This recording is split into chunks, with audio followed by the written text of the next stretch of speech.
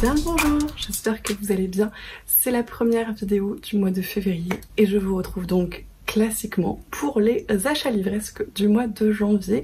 Achats livresques qui, ma foi, ont été extrêmement raisonnables jusqu'à un certain point, mais vraiment à la toute fin janvier. C'est-à-dire que pour quasiment la totalité du mois de janvier, j'étais extrêmement fière de moi. J'arrivais à lire les livres au fur et à mesure, j'arrivais à me raisonner en termes d'achat, etc.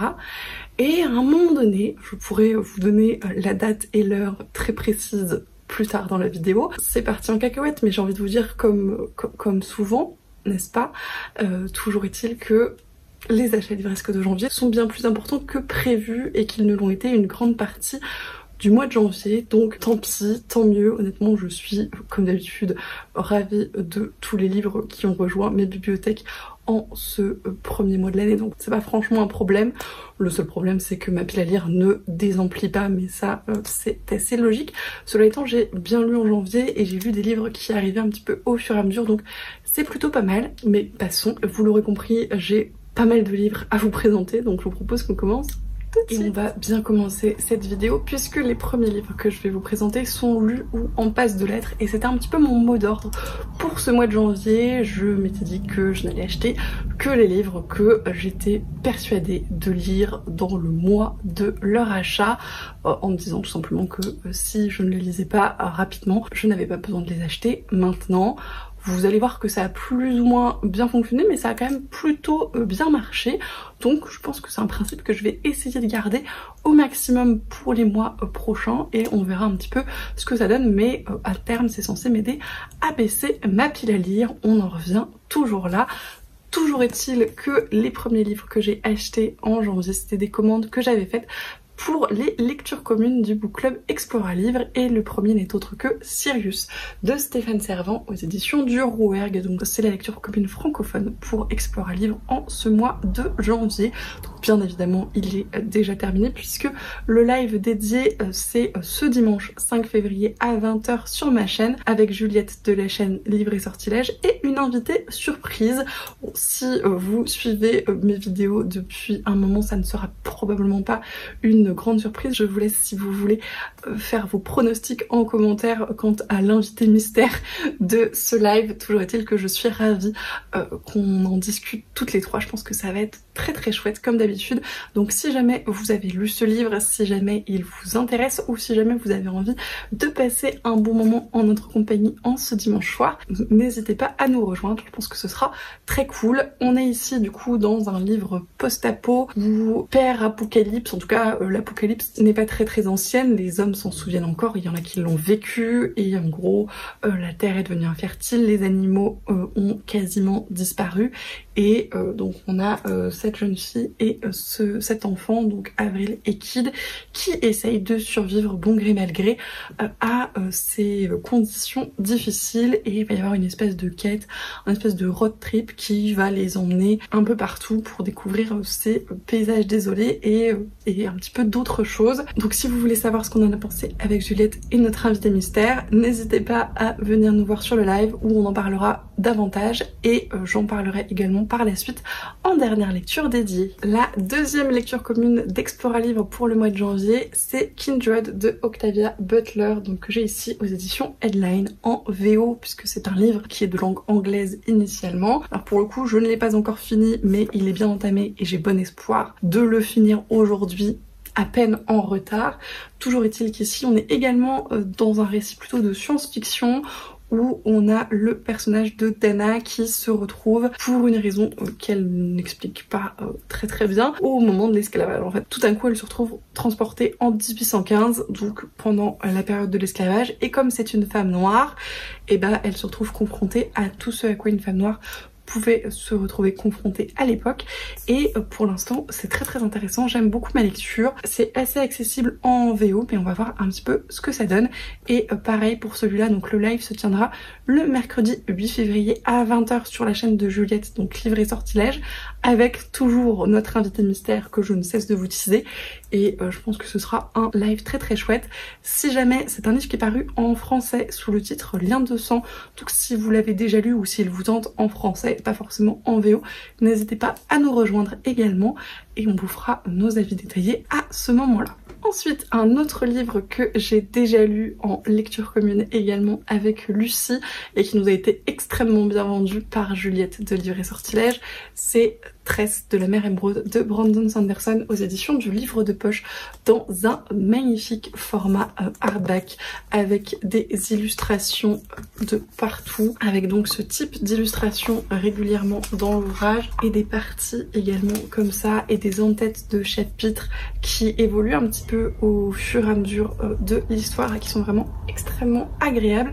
C'est le premier des 4 projets secrets de Brandon Sanderson que l'auteur a financé sur Kickstarter l'année dernière. Donc c'est les 4 livres qu'il a écrits pendant le confinement du Covid et qui vont sortir du coup tous les trimestres cette année. On est ici dans de la fantasy, science fantasy adulte avec un petit côté conte, un petit côté merveilleux, un univers foisonnant comme peut le faire l'auteur avec vraiment un système de magie très intéressant, pas mal d'ambiance de piraterie, on est sur un bateau, ce genre de choses, et vraiment c'était une excellente lecture, une très bonne lecture commune puisqu'on s'est littéralement jeté dessus avec Lucie dès qu'on y a mis les mains et on l'a dévoré, c'était hyper cool. Ça sera un très bel ajout à ma bibliothèque de Brandon Sanderson et je vais bien évidemment me jeter sur les prochains projets secrets de l'auteur. En tout cas c'était très cool et je vous en reparlerai bientôt en point lecture dédié. J'ai profité du coup d'aller récupérer Tresse que j'avais précommandé en librairie, ce qui a d'ailleurs un petit peu perturbé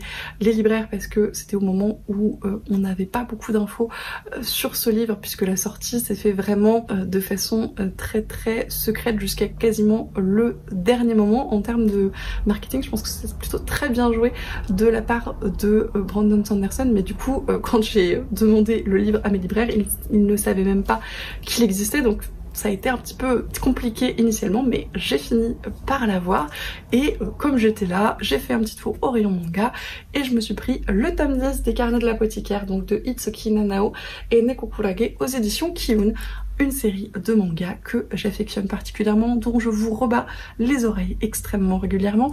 J'avais absolument complètement oublié, occulté que ce 10e tome sortait ce mois-ci, mais j'étais d'autant plus ravie de cette surprise.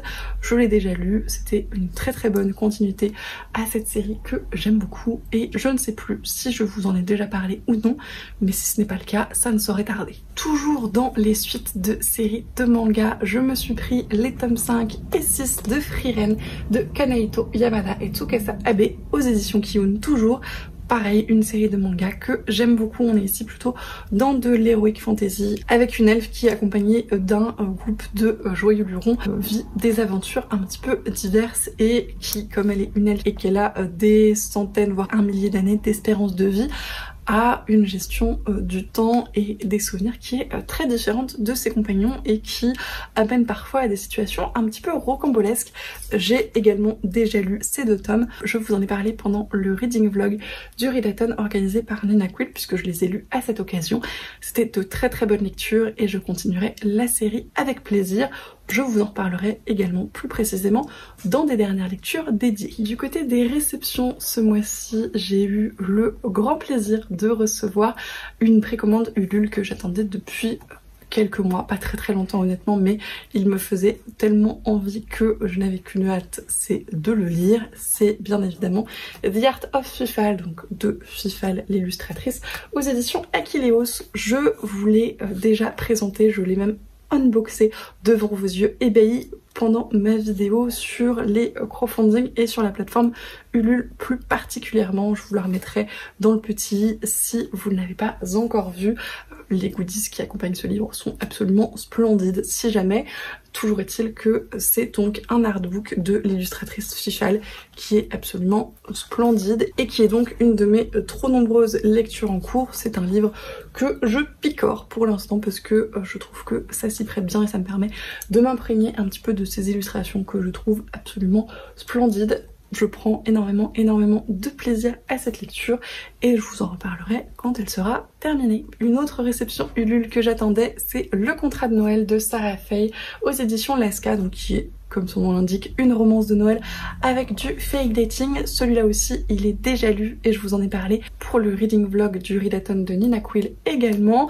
C'est pas tout à fait ce que j'attendais pour ce livre, mais je vous laisserai voir mon avis détaillé sur la question si ça vous intéresse. Je vous en reparlerai également en dernière lecture. Toujours est-il que c'était pas la romance de Noël que j'espérais, mais je sais que Juliette de la chaîne Livre et Sortilège l'a davantage apprécié que moi, si vous voulez des avis un petit peu différents. Une autre réception que pour le coup je n'attendais pas du tout et qui m'a bien surprise quand je l'ai trouvé sur mon paillasson, puisque le livreur a dû se dire que c'était le meilleur endroit pour laisser le colis, c'est La parabole du semeur de Octavia Butler aux éditions du Diable Vauvert en poche, et c'est Lucie qui a eu la gentillesse de me l'offrir et de m'en faire la surprise, puisque ce n'était absolument pas prévu, mais c'est un livre qu'elle encense depuis qu'elle l'a découvert en décembre et qui me faisait du coup extrêmement envie. Elle me l'a d'ailleurs choisi pour les 12 livres recommandés par 12 amis à lire en 2023, donc je devais de toute façon me le procurer cette année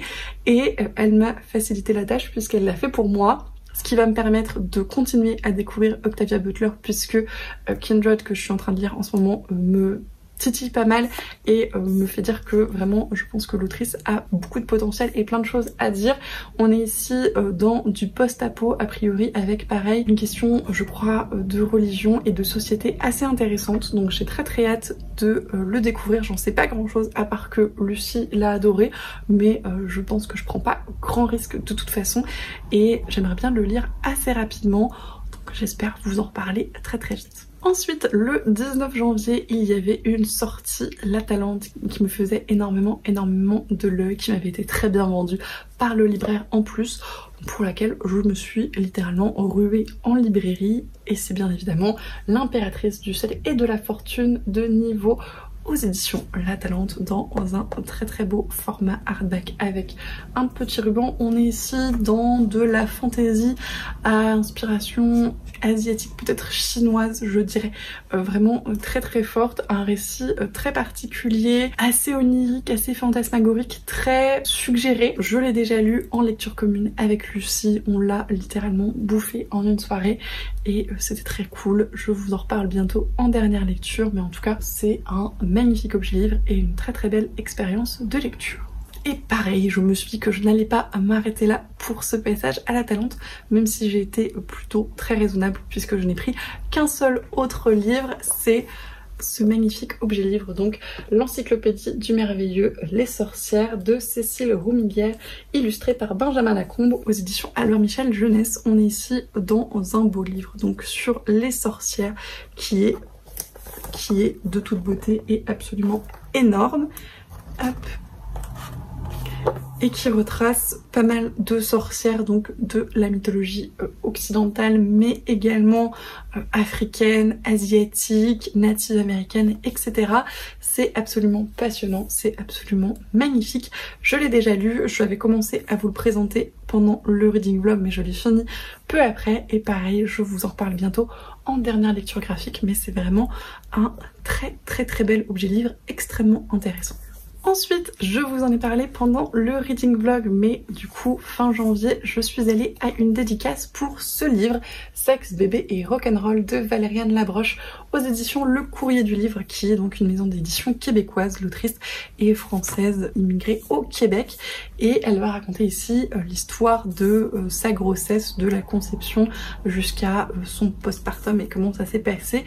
Pareil, c'est un livre que j'ai déjà lu puisque pendant le Readathon, je me suis dit que j'allais l'acheter et le lire dans le même week-end. C'était très cool de pouvoir faire ça et c'était une lecture vraiment très intéressante. Il est du coup dédicacé, j'aime énormément le type de graphisme de ce livre, je trouve qu'il se prête très bien à l'histoire. C'était donc une lecture très intéressante, très sympa, pleine d'humour. Je vous en reparle un petit peu plus précisément pendant le reading vlog et je vous en referai un petit point également en dernière lecture, mais pour toutes les questions voilà autour de la grossesse et de ce qui se passe avant et après. C'est plutôt une lecture très instructive, je trouve. Et pareil, mon souci dans la vie, c'est que quand je vais en librairie, souvent ça ne s'arrête pas à un seul livre, et comme il y avait pas mal de monde pendant la dédicace, j'ai un petit peu erré dans les rayons de l'espace culturel qui était, ma foi, extrêmement bien fourni, et je me suis arrêtée un petit peu en pamoison devant deux BD qu'en plus je cherchais depuis extrêmement longtemps et que je n'avais jamais vu en librairie auparavant. C'est donc Maléfice, le premier tome, Les Contes d'Alhambra de Elsa Bordier, illustré par Sanoé, donc qui est un récit de fantasy qui est absolument splendide, vraiment. Les illustrations de Sanoé sont formidables, et on est sur un espèce de récit d'aventure où on suit la fille d'un roi qui essaye un petit peu de trouver sa place dans une société où elle n'est pas hyper bien considérée. Encore une fois, je l'ai lu dès son achat et c'était hyper cool, d'autant que j'ai pu enchaîner avec le deuxième tome, donc Les Légendes du désert, donc le deuxième tome de Maléfice, toujours de Elsa Bordier, illustré par Sanoé. Les deux sont aux éditions Jungle, ce sont vraiment des magnifiques objets livres, et encore une fois pour le deuxième tome, les illustrations sont juste à tomber par terre. Ici on va suivre la fille du roi des démons qui, pareil, essaye de trouver un peu sa place. Il y a une petite quête d'identité sur le fait que elle n'est pas connue sa mère, et on a en plus une petite romance FF qui fait plutôt du bien, et c'était vraiment de super lectures. Pareil, je vous en reparle un petit peu plus en dernière lecture dédiée, mais j'étais absolument ravie de mettre la main sur ces deux livres que, comme je vous le disais, je cherchais depuis un moment en librairie en plus, et de pouvoir les lire dans la foulée, c'était hyper cool. Et donc là, on était le 21 janvier, donc vraiment c'était plutôt très bien parti. En plus, comme je vous le disais, j'ai réussi à lire quasiment la totalité des livres au fur et à mesure, ou en tout cas à les commencer, donc j'étais plutôt très fière de moi. Je crois que ça s'annonçait plutôt bien pour ce mois de janvier, et ça a tenu quasiment jusqu'à la fin, sauf que le 28 janvier, j'ai retrouvé une excellente amie que je n'avais pas vue depuis un moment, et on a repris notre très bonne ou très mauvaise habitude, ça dépend de quel côté vous vous placez, de du coup profiter de notre après-midi ensemble pour faire un petit tour des librairies. Et bien évidemment, ça ne s'est pas du tout bien fini pour ma pile à lire, mes épaules et mon porte-monnaie, mais ma foi, je suis encore une fois plutôt ravie de ce que j'ai ramené. Alors, on a commencé par bien évidemment la librairie La Talente, où je trouve toujours mon bonheur en termes de SFFF, et ça n'a pas fait exception. Je me suis pris le 4e tome de Journal d'un Assassin, donc stratégie de sortie de Martha Wells aux éditions La Talente. C'est une série de science-fiction dont je vous ai déjà pas mal parlé, où on suit donc un assassin qui est une espèce d'androïde humanoïde, en tout cas d'intelligence artificielle, qui est plutôt programmé pour tuer, mais qui s'est un petit peu échappé de son codage et essaye de voir comment il veut mener sa vie. J'ai beaucoup aimé les 3 premiers tomes. Ce sont des toutes petites lectures, en tout cas jusqu'à ce tome là, parce que le tome 5 est bien plus épais, mais du coup ça se lit très vite, et j'essaye de les enchaîner assez rapidement pour poursuivre la série assez rapidement également.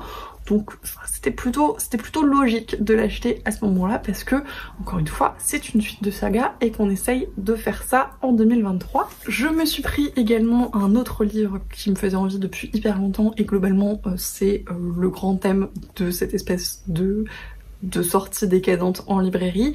Je me suis pris Dilué, donc qui est un collectif des éditions ActuSF dans leur collection Helios concentré d'imaginaire, où on retrouve donc Karine Renberg, Morgan Stankiewiez, Nadezhda Rocha, Théodore Kochka, Morgan of Glencoe, Jeanne-Mariam Corrèze et Cordelia, qui a priori est un recueil qui va traiter un petit peu de fantastique, de fantaisie, mais dans un côté plutôt très érotique, en tout cas plein de sensualité. Donc c'est un espèce de cadavreski sous forme de nouvelle, donc de cette nouvelle qui m'intriguait énormément. Il y a notamment Morgan of Glencoe et Karine Renberg dont j'aime beaucoup le travail, donc j'ai hâte de voir ce que ça va donner dans ce petit format. Pareil, il est tout petit, donc je me suis dit que ça serait une lecture assez rapide, probablement en février, puisque j'ai envie de lire pas mal de mes petits livres en février. En tout cas je l'espère. Et puis un autre livre, mais cette fois-ci un roman graphique qui me faisait envie depuis très longtemps également, c'est The Midnight Order, donc de Mathieu Bablé. Donc en fait c'est lui qui l'a dirigé. On est ici également sur un recueil avec plusieurs auteurs différents. Donc on a Alain Nova, Isabelle Botian, Roure, Sumi, Thomas Rouzière, Claire Fauvel, Titou Amboulin, Daphné Collignon, Quentin Rigaud et donc Mathieu Bablé. L'objet livre est absolument magnifique. C'est aux éditions Ankama qui font toujours un travail éditorial absolument splendide. Mais alors là je crois qu'ils se sont surpassé, et du coup c'est pareil, on va être sur un espèce de recueil de nouvelles en bande dessinée avec plusieurs styles graphiques différents de plusieurs auteurs, et ça m'intriguait pas mal. A priori on est plutôt autour de récits de sorcières, donc c'est pareil, c'est bien ma tasse de thé. Pour tout vous dire, je l'ai offert à mon père à Noël et depuis j'ai des immenses regrets de ne pas l'avoir pris pour moi également, donc c'est désormais chose faite et il me tarde de le lire. Ensuite, alors pour le coup ça dérogeait un petit peu à nos habitudes entre guillemets de tour de librairie, mais on s'est rendu compte qu'il y avait une librairie spécialisée dans les mangas qui avait ouvert juste à côté de la librairie La Talente, et donc on s'est dit qu'on allait faire un petit tour, et j'en ai profité pour refaire mes stocks de suites de séries de manga. Je me suis pris le tome 2 de Spy X Family de Tatsuka Endo aux éditions Kurokawa. J'ai lu le premier tome très récemment. J'ai beaucoup aimé cette histoire d'espion un petit peu loufoque avec des personnages qui ont des pouvoirs un petit peu particuliers, qui est assez plein d'humour, assez décalé, mais de ma foi qui fonctionnait plutôt très bien avec moi. Et je me suis également pris le tome 4 de l'imprimerie des sorcières, donc de Mochinchin et Yasuhiro Miyama aux éditions Soleil Manga. Là on est plutôt dans de l'heroic fantasy avec un côté un petit peu jeu vidéo, jeu de rôle qui est assez présent, et une jeune fille qui tient une imprimerie pour essayer de récupérer le plus de sorts possible pour espérer un jour rentrer chez elle dans notre monde. C'était vraiment très cool, j'ai beaucoup aimé les premiers tomes, donc je continue assidûment cette série quand j'en croise des tomes. Et le dernier achat dans cette librairie de manga est largement inspiré par The Riddler, qui m'a donné très envie de céder un petit peu à la nostalgie. Je me suis pris le premier tome de Naruto dans les éditions Okage, donc de Masashi Kishimoto. C'est aux éditions Kana, et donc c'est un format où vous avez 2 tomes en un, et j'aime vraiment beaucoup ce format un petit peu plus gros. Je trouve que c'est assez agréable, et même du coup en termes de planches, avec les planches de Naruto sont souvent assez denses, là ça les laisse un petit peu plus respirer, donc je pense qu'au niveau confort de lecture ça va être plutôt plus agréable. Toujours est-il que moi Naruto je l'ai découvert en animé, je me suis fait tous les animés originels et puis les Shippuden, mais je n'ai quasiment jamais lu le manga. J'ai dû lire 3 tomes en scan à un moment donné où l'anime n'allait pas assez vite pour moi, mais c'est tout. Et là depuis quelques temps j'ai bien envie de me les refaire, donc voilà, c'était l'occasion parfaite. Et je pense qu'avec The Riddler on va aussi se faire un petit visionnage commun des animés, donc ça va être très cool de mixer les deux, et j'ai vraiment hyper hâte de me replonger dans cet univers et dans cette histoire que j'aime beaucoup, et je pense que la nostalgie va être vraiment au rendez-vous et ça va être très cool, donc je suis ravie. Ensuite on est passé chez Durance parce que bien évidemment que serait une sortie en librairie sans un passage chez Durance, d'autant que j'avais un livre à récupérer, et souvent ça commence comme ça les mauvaises décisions en termes d'achat. J'avais précommandé bien évidemment le livre de la nuit de Holly Black aux éditions de Saxus en relié hardback magnifique qui brille, toujours sous blister, mais celui-là j'ai bon espoir de le lire assez rapidement. Lucie, je crois que tu voulais faire une LC. Avec grand plaisir, ça me permettrait de le sortir vite. J'aime beaucoup ce que fait Holly Black, j'ai adoré Prince Cruel, j'ai beaucoup aimé les chroniques de Spiderwick quand j'étais plus jeune, et là je suis très curieuse de voir ce qu'elle a pu faire dans ce livre. J'ai vu d'excellents retours. Je ne suis pas très inquiète, mais j'ai vraiment très hâte de le découvrir, et j'espère encore une fois le sortir bientôt. Je me dis que là tous les livres que j'ai achetés fin janvier, en vrai c'était le 28 janvier, donc en fait il faudrait qu'ils soient lus avant fin février. C'est un petit peu l'objectif pour rester dans cette lancée de lire les livres dans le mois d'achat, et je pense que c'est tout à fait faisable, donc on va voir ce que ça donne et je vous en dirai des nouvelles. Mais comme j'étais à Durance, comme je vous le disais bien sûr, je ne me suis pas arrêtée à cette seule précommande et on a commencé par le rayon VO où je suis tombée sur cette petite merveille qui est donc Galatea A Short Story de Madeline Miller, donc l'autrice du Chant d'Achille, qui est juste absolument trop mignon, tout petit, il brille, il est formidable.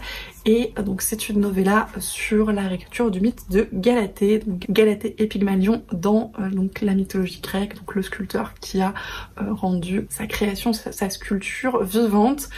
Pour le coup, celui-là, je l'ai déjà lu, je l'ai même fini ce matin et vous voyez un petit peu la fierté de pouvoir vous dire ça.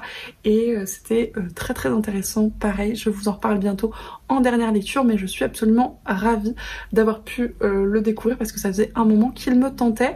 Pour le coup, c'est le format VO de cette novella qui est encore une fois juste trop cool et que je trouve formidable, mais elle a été traduite ce mois-ci en français. Si jamais ça vous intéresse, elle était disponible à ma librairie également, donc je pense qu'elle est disponible dans pas mal de librairies. C'est un format de novella très très court, hein. Il fait 57 pages dans ce format-là, donc ça se lit tout seul, et si vous voulez le découvrir en français, c'est maintenant possible. Toujours dans ce rayon VO de Durance, ma foi, beaucoup trop tentant. À chaque fois que j'y vais, j'ai envie de repartir avec 15 milliards de trucs. Alors, même si je lis un petit peu plus en VO, là, début 2023, j'en ai déjà lu pas mal. Je ne suis pas encore suffisamment régulière pour craquer autant que je le souhaiterais, mais ça va peut-être venir. Toujours est-il que je me suis pris Demon in the Wood, donc qui est dans le Grishaverse, A Shadow and Bone graphic novel. Donc c'est l'histoire du Darkling, donc dans l'univers de Grisha, donc dans la première trilogie Grisha de Liz Bardugo, et c'est illustré par Dani Pendergast. Et alors celui-là, donc pareil, je l'ai pris en VO, en hardback, il est très très joli et les illustrations, ma foi, m'inspirent beaucoup. Mais s'il vous intéresse également et que vous n'êtes pas très friand de la VO, il sort normalement ce mois-ci en français aux éditions Milan, donc aux éditions des séries du Grishaverse de Les Bardugo habituelles. Donc voilà, s'il vous tente, il sort très bientôt en français. Et donc vous l'avez vu aux planches que je vous l'ai montré, on est ici dans un roman graphique, hein. C'est pas un roman comme pour tout le reste du Grishaverse, et je trouvais que c'était plutôt très cool comme changement de format, et comme je le disais, j'aime beaucoup les graphismes, donc j'espère pouvoir le lire assez vite avant la sortie française. Ce serait plutôt cool, mais comme c'est un roman graphique, je pense que ça va se lire assez vite. Et toujours chez Durance, je me suis pris 2 sorties du mois qui m'intriguaient énormément, et le premier c'est À tout jamais, donc de Colleen Hoover aux éditions Hugo Roman. C'est la suite plus ou moins de Jamais plus, qui est également de Colleen Hoover aux éditions Hugo, qui est probablement, je pense, mon livre préféré de l'autrice parce qu'il est extrêmement touchant, extrêmement dur par certains aspects, mais très très intelligent dans sa construction. C'est de la new romance comme le fait Colleen Hoover d'une manière générale, mais de façon un petit peu détournée et qui traite de sujets assez durs et assez importants. Donc c'était vraiment un très beau coup de cœur, et encore une fois mon livre préféré de l'autrice. Donc je suis très curieuse de lire cette suite et de voir un petit peu ce qu'il advient des personnages. Pareil, je pense qu'il va pas traîner trop longtemps dans ma pile à lire. Il fait moins de 400 pages, donc ça va se lire assez vite. D'autant que Colleen Hoover en général, ça se dévore tout seul. Donc voilà, je suis pas très inquiète du fait que ce livre sorte de ma pile à lire assez rapidement. Et le dernier livre que j'ai pris chez Durance, parce que quand même, c'est un livre qui pareil me fait envie depuis que la sortie est annoncée. J'ai vu pas mal de retours un petit peu divergents, mais ça m'intriguait pas mal. On est clairement dans de la romantasy pure et dure, et c'est, vous l'avez peut-être deviné, Un pacte avec le roi des elfes de Elise Kova aux éditions Big Bang. Alors cette couverture fait débat, moi j'aime beaucoup, mais je comprends très bien si vous la trouvez pas terrible. C'est pas mal de clichés, mais ça fonctionne plutôt pas mal avec moi. Et c'est pareil, je pense qu'on est sur de la romantasy, vraiment romance. Et je suis pas mal dans ce mood là, je pense, pour le mois de février. Donc j'ai bien envie, pareil, de voir ce que ça donne, de le lire assez rapidement. Et ouais, je pense que c'est vraiment juste le mood là qui commence à pointer le bout de son nez. Donc je pense que ça va être vite plus en février, je l'espère en tout cas. À part que c'est une romantasy avec des elfes, je saurais pas trop vous en dire grand chose. Il y a eu des très bons avis comme des moins bons avis. Je pense que ça dépend un petit peu des attentes qu'en avaient les lecteurs comme souvent vous allez me dire, mais moi je m'attends juste à de la romantasy, je veux pas un truc forcément hyper développé, mais de la bonne romance, et on va voir si c'est ce que renferme ce livre. Et c'est tout pour les achats d'Urance, et c'est déjà très bien, mais bien évidemment on ne s'est pas arrêté là parce que ça faisait vraiment très longtemps, trop longtemps probablement, qu'on n'était pas allé faire un petit tour à la mystérieuse librairie nantaise, donc la librairie où j'achète quasiment l'intégralité de mes graphiques d'une manière générale, et bien évidemment j'ai craqué et j'ai vraiment bien craqué, mais on a toutes les deux bien craqué. Je pense que c'est aussi pour ça en général que ça prend ses proportions, parce que quand on est à deux, on s'entraîne un petit peu mutuellement, vous voyez, on s'indique des livres et puis on voit l'autre acheter plein de trucs et on se dit que du coup c'est pas si grave, et à la fin on se retrouve avec 3 tote bags remplis et très mal aux épaules. On est absolument ravis de ce qu'on a acheté, mais on se dit que ça ne sera pas du tout de suite. Bref, toujours est-il que à la mystérieuse librairie, je me suis aussi pris des trucs qui me faisaient envie depuis hyper longtemps et pour lesquels je n'avais pas encore craqué, donc peut-être que c'est un peu moins grave s'il me faisait envie depuis tout ce temps. Le premier, c'est comme ça que je disparais de Myriam Mal aux éditions La Ville Brûle, qui est a priori un récit sur la dépression. Myriam Mal, je l'ai déjà lu dans des choses un petit peu plus légères. Ici, on est dans un récit qui est complètement en noir et blanc. Il y a l'air d'avoir pas mal de texte, il a l'air d'être un truc assez dense. Et globalement, j'ai entendu dire que c'était très bien, mais qu'il fallait le lire dans des moments où on était plutôt pas trop mal psychologiquement. Donc on va attendre que effectivement les étoiles soient alignées pour ce livre. Mais il m'intrigue beaucoup, il m'interpelle beaucoup, il m'intéresse beaucoup. Donc pareil, j'espère le lire assez rapidement, mais encore une fois, quand ce sera le bon temps pour lui, et je vous en dirai des nouvelles à ce moment-là. Autre livre, autre ambiance, je me suis pris Star Night de Kate Davo aux éditions Kinaï, maison d'édition que je commence à vraiment collectionner ces derniers temps parce que je trouve qu'ils ont vraiment des parutions de qualité assez différentes de tout ce qu'on peut trouver, parce qu'on est plutôt dans l'esprit comics américain, ce qui est pas forcément hyper présent dans nos librairies françaises, et c'est plutôt très cool. Là ça a l'air complètement barré, on est je crois sur l'histoire d'une grenouille qui veut devenir un prince et qui du coup ou un chevalier, quelque chose comme ça, et qui du coup va vivre pas mal d'aventures.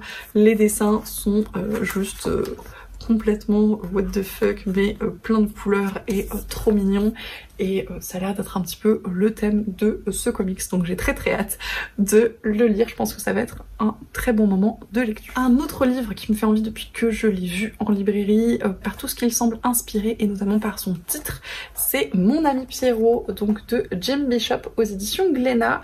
Alors Mon ami Pierrot, déjà c'est un titre qui m'interpelle énormément, et sur le dessin et le style graphique, je trouve qu'on est un petit peu dans l'esprit Miyazaki, Château ambulant, tout ça. Donc ces deux aspects font que vraiment c'est un livre qui me questionne et qui m'interpelle beaucoup. Ça a pas l'air hyper joyeux globalement, hein, mais je sais pas, ça m'inspire.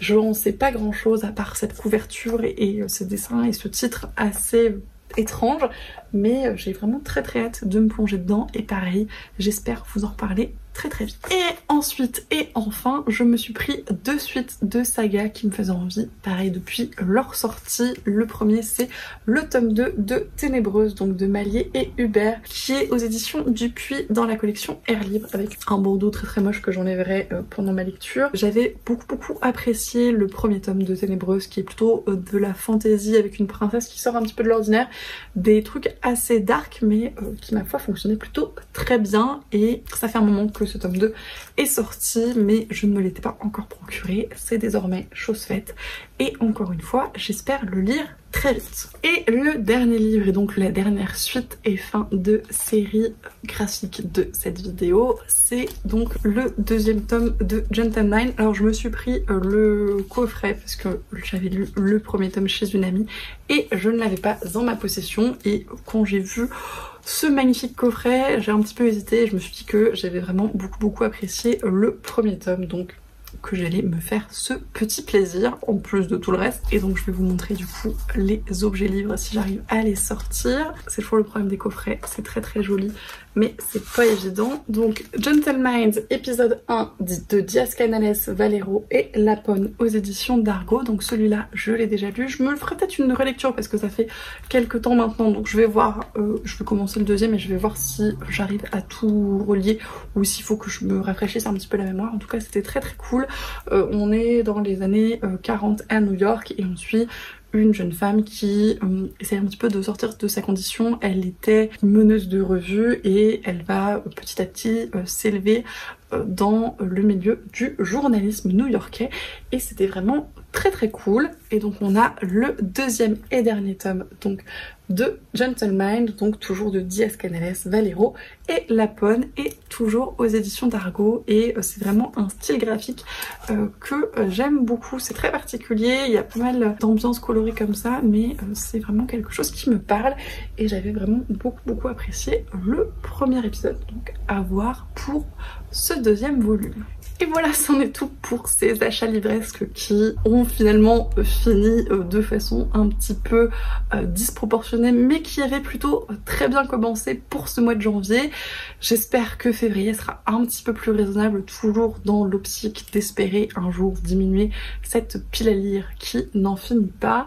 Comme je le disais en début de vidéo, ce sont quand même des livres qui m'enthousiasment énormément pour ceux que j'ai déjà lus ou ceux qu'il me tarde de découvrir. Je vais essayer, comme je vous le disais, de les lire dans le mois de leur achat, en tout cas au maximum, pour vraiment ne pas trop les faire poroser dans ma pile à lire et justifier un petit peu leurs achats sur l'instant. On verra ce que ça donne, je vous dirai de toute façon un petit peu en dernière lecture et en achat livresque comment je me débrouille à ce niveau-là, mais c'est un petit peu, je pense, mon challenge pour l'année au niveau des achats, de vraiment me porter vers les livres que j'ai envie de découvrir à l'instant T pour vraiment avoir cette espèce de roulement dans la pile à lire. Mais on verra, on est que en janvier, donc je ne vais pas trop m'avancer sur toute l'année 2023, mais on va essayer de faire ça tranquillement. N'hésitez pas, comme d'habitude, à me dire si certains des livres que j'ai présentés vous tentent, si vous en avez déjà lu certains, si vous avez lu des suites de certaines des séries que j'ai présentées également. Je vous remercie, comme d'habitude, pour tous vos messages, tous vos commentaires, tous les échanges qu'on peut avoir, c'est toujours un plaisir. Merci également pour tous vos abonnements. Je vous souhaite, comme d'habitude, d'excellentes lectures et je vous dis à la prochaine.